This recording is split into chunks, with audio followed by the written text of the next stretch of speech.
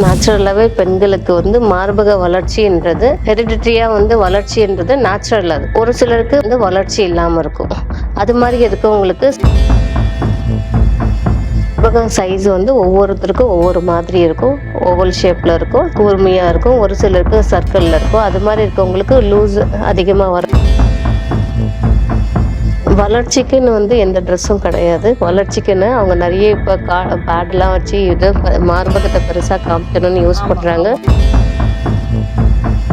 சொல்லவே தேவையில்ல, மார்பக வளர்ச்சிக்குன்னு மெடிசன் யூஸ் பண்ணி மார்பகத்தில் கட்டி சிஸ்ட் வந்தவங்க அதிகமாக இருக்காங்க. மார்பக புற்றுநோய் வந்தவங்க ஜாஸ்தி இருக்காங்க.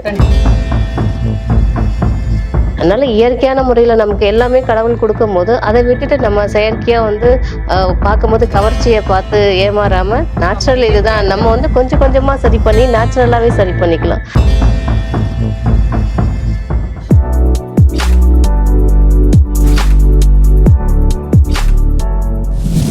வணக்கம் மேடம். வணக்கம். பெண்கள் இன்னைக்கு மார்பக வளர்ச்சிக்காக நிறைய ட்ரீட்மெண்ட் எடுக்கிறாங்க. அதுக்கு என்ன பண்ணலாம் மேடம்?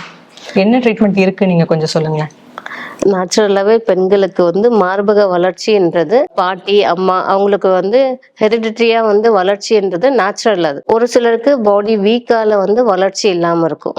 அது மாதிரி இருக்கவங்களுக்கு ஒரு சில மெடிசன் நேச்சுரலாகவே அவங்களுக்கு கொடுத்து நம்ம டெவலப்மெண்ட் பண்ணலாம்.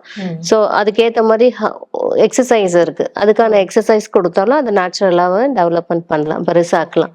ஸோ குழந்தை பெற்றவங்க பெரும்பாலும் லேடிஸ் எல்லாம் வந்து லூஸ் ஆகிடுச்சு, எங்களுக்கு டைட்டுக்கு மெடிசன்ஸ் வேணும், வளர்ச்சிக்கு மெடிசன்ஸ் வேணும்னு எதிர்பார்க்கறவங்க அதிகம் இருக்கு.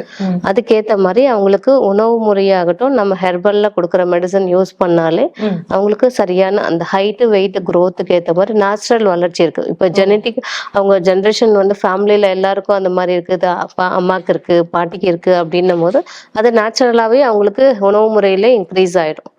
சரிங்களா? அவங்களுக்கு நம்ம கொடுக்குற போஷாக்கான உணவு முறையும் பிசிக்கல் எக்ஸசைஸோ அது மாதிரி அது பிரஸ்ட் டெவலப் பண்ணுறதுக்குன்னு ஒரு சில எக்ஸசைஸ் இருக்கு. அதை ஃபாலோ பண்ணாங்கன்னா நேச்சுரலா நம்ம இம்ப்ரூவ்மெண்ட் பண்ணிக்கலாம். அது நீங்களே சொல்லி கொடுக்குறீங்களா மேடம்? அது நம்ம மெடிசன்ஸ் எடுக்கும்போது இயற்கையான நம்ம மருந்து கொடுக்கும்போது அதை நம்ம சொல்றோம், அதை அவங்க ஃபாலோ பண்ணாலே நேச்சுரலாவே அதை இன்க்ரீஸ் பண்ணிக்கலாம். ஸோ ஒரு சிலருக்கு ரொம்ப பாடி வீக்கா இருக்கவங்களுக்கு ஹெல்த்தியான உணவு முறையில அது மாதிரி ஃபாலோ பண்ணும்போது அவங்களுக்கு நேச்சுரலா அதை சரி பண்ணிக்கலாம். மார்பக சைஸ் வந்து ஒவ்வொருத்தருக்கும் ஒவ்வொரு மாதிரி இருக்கும். ஓவல் ஷேப்ல இருக்கும், ஸோ கூர்மையா இருக்கும், ஒரு சிலருக்கு சர்க்கிள்ல இருக்கும். அது மாதிரி இருக்கவங்களுக்கு லூஸ் அதிகமா வர்றதுக்கு வாய்ப்புகள் இருக்கு. நம்ம அந்த மாதிரி எக்ஸசைஸ் கொடுக்கும் போது அது நேச்சுரலா இன்க்ரீஸ் பண்ணிடலாம். அதுக்கு தீர்வும் கிடைக்குது. கண்டிப்பா. இதுல எந்த விதமான ட்ரெஸ் எல்லாம் யூஸ் பண்ணலாம் மேடம்? அது சில பேருக்கு தெரியல. வளர்ச்சிக்குன்னு வந்து எந்த ட்ரெஸ்ஸும் கிடையாது. வளர்ச்சிக்குன்னு அவங்க நிறைய இப்போ பேட்லாம் வச்சு இது மார்பகத்தை பெருசா காமிக்கணும்னு யூஸ் பண்றாங்க. நம்ம எந்த அளவுக்கு வந்து ஸோ ஹெல்த்தி இல்லாத ட்ரெஸ்ஸை யூஸ் பண்றோமோ அந்த அளவுக்கு மார்பகத்துல ஏஜ் ஆகும் போது இப்போ சொல்லவே தேவையில்ல, மார்பக வளர்ச்சிக்குன்னு மெடிசன் யூஸ் பண்ணி மார்பகத்துல கட்டி சிஸ்ட் வந்தவங்க அதிகமா இருக்காங்க. மார்பக புற்றுநோய் வந்தவங்க ஜாஸ்தி இருக்காங்க. சரிங்களா? அது மாதிரிலாம் நம்ம பின்னாடி வர்றதை தவிக்கணும்னா தேவையில்லாத கெமிக்கல்ஸ் இப்போ நிறைய பேர் மார்பக வளர்ச்சிக்கு ஹார்மோன்ஸ் இன்ஜெக்ஷன் எடுத்துக்கிறாங்க. அது மாதிரி நீங்க எது பண்ணாலும் பின்னாடி சைடு எஃபெக்ட்ன்றது அவங்களுக்கே தெரியும். சரிங்களா? ஒரு சில இன்பத்துக்காக தேவையில்லாம ஹார்மோன்ஸ் மெடிசன் யூஸ் பண்ணி பின்னாடி லைஃபை வீணாக்குனவங்க நிறைய பேர் இருக்காங்க. அது மாதிரி இல்லாம நம்ம இயற்கையாவே அதை எப்படி சரி பண்ணிக்க முடியும் அப்படின்றத ஃபாலோ பண்ணா மட்டும்தான் பின்னாடி வரக்கூடிய பிரச்சனையை சரி பண்ணிக்க முடியும். ஆடை நம்ம யூஸ் பண்றதை பொறுத்து. ஸோ நம்ம வந்து ரொம்ப டைட்டா யூஸ் பண்ணாம நார்மல் காட்டன் யூஸ் பண்ணா இன்னும் நல்லா இருக்கும். சரிங்களா? காட்டன்ல வர பிரேசரை யூஸ் பண்ணும் போது அவங்களுக்கு பின்னாடி அந்த வேர்வையால சொட்டிங்கள வர சின்ன சின்ன அலர்ஜியை சரி பண்ணிக்க முடியும். ஸோ பின்னாடி வரக்கூடிய ஃபியூச்சர்ல வரக்கூடிய ப்ராப்ளத்தையும் சரி பண்ணிக்க முடியும். அதனால இயற்கையான முறையில நமக்கு எல்லாமே கடவுள் கொடுக்கும் போது அதை விட்டுட்டு நம்ம செயற்கையா வந்து பார்க்கும்போது கவர்ச்சியை பார்த்து ஏமாறாம நேச்சுரல் இதுதான் நம்ம வந்து கொஞ்சம் கொஞ்சமா சரி பண்ணி நேச்சுரலாவே சரி பண்ணிக்கலாம். உடனே மேஜிக் பண்ணோம் அப்படின்றத பார்த்து ஏமாறாம இருந்தா இன்னும் நல்லா இருக்கும். நிறைய பேருக்கு இப்போ மார்பக புற்றுநோய் வருது மேடம். இப்போ அந்த பேட் வச்சு யூஸ் பண்றதுனால ஒருவேளை வருதா, இல்ல நார்மலாவே நிறைய பேருக்கு இருக்கா?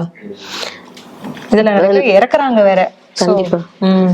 இப்ப நம்ம ஆடை யூஸ் பண்றதால தான் ட்ரெஸ் நம்ம ரொம்ப டைட்டா யூஸ் பண்றதால தான் நிறைய பேர் வந்து சோ அதுல இப்ப நிறைய வெரைட்டி ஆஃப் நிறைய வந்திருக்கு. ஸ்ப்ரிங் வச்சு யூஸ் பண்றாங்களா, கார்டுக்கு பதில் வேற ஏதோ மெட்டீரியல் எல்லாம் யூஸ் பண்றாங்களா, அது மாதிரி யூஸ் பண்ணும்போது கண்டிப்பா சைடு எஃபெக்ட் வரதான் செய்யும். நம்ம கவர்ச்சிக்காக அது மாதிரி போட ஆரம்பிச்சு தேவையில்லாத ப்ராப்ளத்தை நம்மளே விலை கொடுத்து வாங்குற மாதிரி உடம்ப வீணாக்கிறாங்க. அந்த காலத்துலலாம் அதெல்லாம் கிடையாது. சோ அவங்க எல்லாம் ஹெல்த்தி ஃபுட் இருந்தது. நேச்சுரலாவே எல்லாருக்கும் குழந்தை பெற்றாங்கன்னா 2 வயசு 3 வயசு வரைக்கும் குழந்தைங்களுக்கு பால் கொடுத்துருந்தாங்க. மார்பு வளர்ச்சியும் நல்லா இருந்தது, தொந்தரவு இல்லாம இருந்தது. காட்டன் யூஸ் பண்றவங்களுக்கு எந்த பிரச்சனையும் கிடையாது. அதிகமா வேர்வையால வரக்கூடிய இன்ஃபெக்ஷனும் வரப்போறது இல்ல, அதிக பாதிப்பு வர போறது இல்ல.